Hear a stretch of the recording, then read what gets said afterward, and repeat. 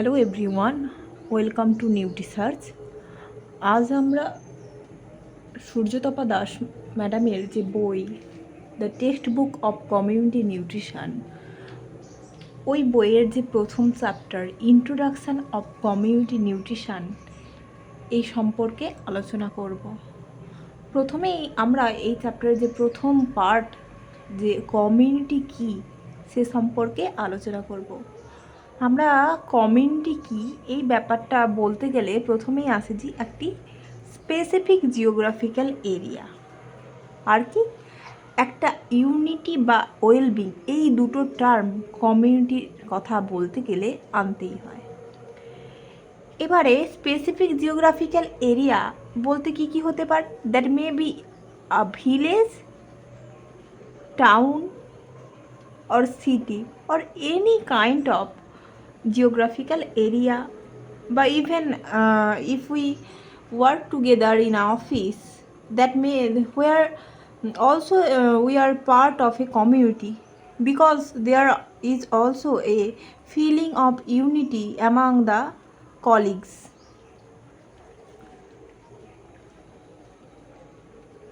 এবার geographical area বলতে কি বলবো আমরা, যে ইট ইজ আ, এবারে আমরা যে জিওগ্রাফিক্যাল এরিয়া বলতে আমরা কি বুঝি না, একটা ডেফিনিট প্লেস, একটা নির্দিষ্ট জায়গা যেখানে পিপল একসাথে বসবাস করে, যেটা একটা আমাদের কি গ্রাম হতে পারে, বা কোনো টাউন, শহর, বা যে আমাদের স্টেট, একটা স্টেটও হতে পারে, and even a nation in a larger sense.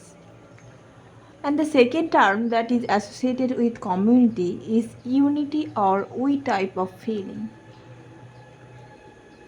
এখানে I is not there. We community বলতে আমরা বুঝবো কি উই, আমরা একত্রে সবাই, a sense of belonging together among the people যখন সবাই একসাথে একটা নির্দিষ্ট জায়গায় একটা কমন ক্রাইটেরিয়ার উপর ভিত্তি করে বসবাস করবে, তখন তাকে আমরা বলবো কি কমিউনিটি। তাহলে আমরা ডেফিনেশানে বলতেই পারি যে community is a group of people living in a specific geographical area and share there basic condition of life together. কিছু কিছু কন্ডিশানের ওপর ভিত্তি করেই কমিউনিটি গড়ে ওঠে। যেমন যারা আমরা ভিলেজে থাকি, যদি এক্সাম্পল দিই, ভিলেজে যারা থাকি সেখানেও একটা কমিউনিটি গড়ে উঠতে পারে, বা যারা শহরে থাকি তাদের মধ্যেও যে কমিউনিটি, তাদেরকে আমরা বলবো কি আরবান কমিউনিটি।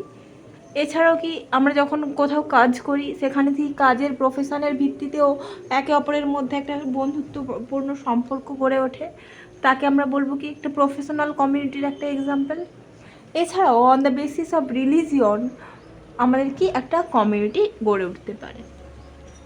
যদি সিম্পল একটা এক্সাম্পল দিই, যে একটা মাছের যারা একসঙ্গে মাছ ব্যবসায়ীরা, তারা একসঙ্গে যারা কাজ করে তার বেসিসে তারা একসঙ্গে তারা ফিশিং করে, তাদের যন্ত্রপাতি জিনিসপত্র শেয়ার করে, বা তাদের মধ্যে একটা ইউনিটি রয়েছে, তাহলে এটাকেও কি একটা বলবো আমরা ফিশিং কমিউনিটি।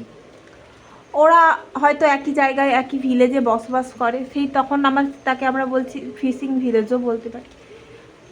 বা যে কোনো জায়গায় যে আরবান কমিউনিটি, এই আরবান কমিউনিটি লাইক যে বড় সিটিগুলো রয়েছে যেমন কলকাতা বা দিল্লিতে, সেখানেও আমরা পিপল একসাথে সবাই বসবাস করি, কিছু কমন ক্রাইটেরিয়া, কমন জিনিসপত্র আমরা একে অপরের ব্যবহার করি, স্কুল ব্যবহার করি আমরা, হসপিটাল, মার্কেট, এবং নিজেদের মধ্যে একটা ইন্টারাকশানের মাধ্যমে একটা সোশ্যাল যে কানেকশান গড়ে তুলি, সেটাকেও আমরা একটা কমিউনিটি হিসাবে বলতে পারি।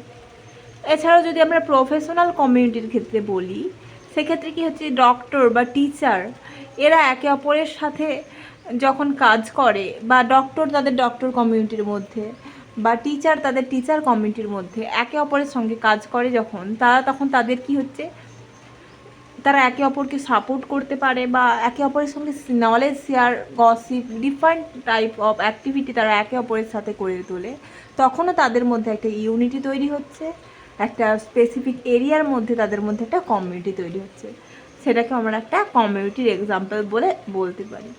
বা রিলিজিয়নের বেসিসে যদি আমরা বলি, যে যারা আমরা হিন্দু ধর্মাবলম্বী তাদের মধ্যে একটা সিমিলারিটি রয়েছে, তারা একটা নির্দিষ্ট টেরিটরিতে বসবাস করে, তাদের আমরা বলবো কি হিন্দু কমিউনিটি। এছাড়াও যদি মুসলিম কমিউনিটি বলি, তাদেরও নির্দিষ্ট একটা জিওগ্রাফিক্যাল এরিয়া থাকে এবং তারা একে অপরের যে ধর্মের জন্য একটা স্পেসিফিক রিচুয়ালস ফলো করে, তাদের একে অপরের সঙ্গে মিল থাকে, তখন তারাও একটা কমিউনিটি হিসাবে গণিত হয়।